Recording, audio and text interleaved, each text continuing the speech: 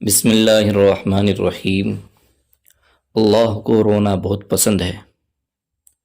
مولانا رومی رحمۃ اللہ علیہ نے ایک بزرگ کی حکایت لکھی ہے کہ وہ حاجت مندوں کو کبھی مایوس نہ کرتے اور ہر سائل کی ضرورت پوری کرتے، اور اپنے پاس ہوتا تو دے دیتے اور اگر نہ ہوتا تو کسی سے قرض لے کر دے دیتے۔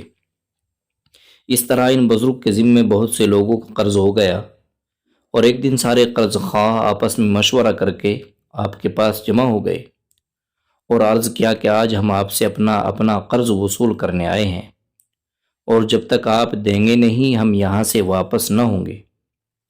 ان بزرگ نے فرمایا کہ آپ حضرات تشریف رکھیں، اللہ تبارک و تعالیٰ دیں گے تو میں دے دوں گا۔ سارے قرض خواہ بیٹھ گئے اور انتظار کرنے لگے۔ اسی درمیان باہر سڑک کی طرف سے آواز محسوس ہوئی۔ بزرگ نے خادم سے معلوم کیا کہ کیا آواز ہے۔ خادم نے بتایا کہ ایک بچہ ہے جو حلوہ بیچ رہا ہے۔ فرمایا کہ بھائی اس کو بلاؤ اور ان مہمانوں کی خاطرداری کرو۔ خادم نے اس بچے کو بلایا اور معلوم کیا کہ حلوہ کتنا ہے اور کتنے کا ہے، اور پھر ان بزرگ کو اس کی اطلاع کی۔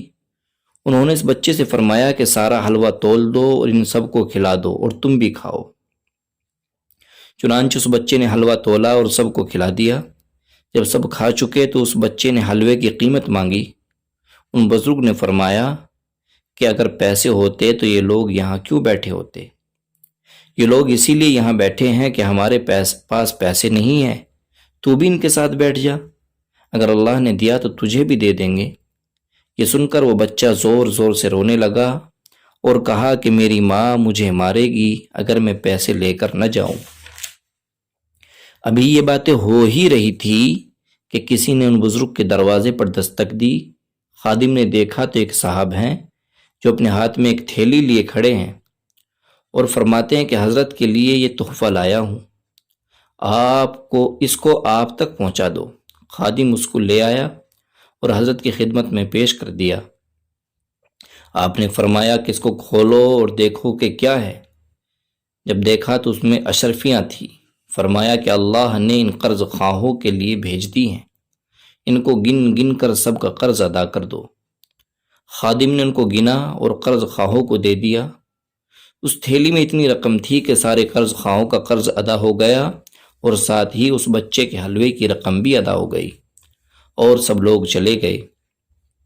اس کے بعد ان بزرگ نے اللہ کی جناب میں عرض کیا کہ اے اللہ، مجھے یقین تھا کہ آپ ضرور دیں گے، مگر یہ سمجھ میں نہیں آیا کہ آپ نے اتنا رسوا کر کے کیوں دیا۔ اس پر ان کو اللہ کی طرف سے الہام ہوا کہ ہم تو دینا ہی چاہتے تھے، اور یہاں مانگنے والے تو سب تھے مگر کوئی رونے والا ہی نہیں تھا، اس لیے ہم نے تاخیر کر دی، اور جب یہ بچہ رونے لگا تو ہم نے اسی کی برکت سے دے دیا۔ محترم بزرگوں اور دوستو، یہ قصہ اس بات کے سمجھنے کے لیے کافی ہے کہ اللہ کو رونا بہت پسند ہے، اور رونے پر اللہ کی عنایت متوجہ ہوتی ہے۔ اس لیے دعا میں خوب رونا اور گڑ گڑانا چاہیے۔ اللہ ہم سب کو توفیق عطا فرمائے، آمین۔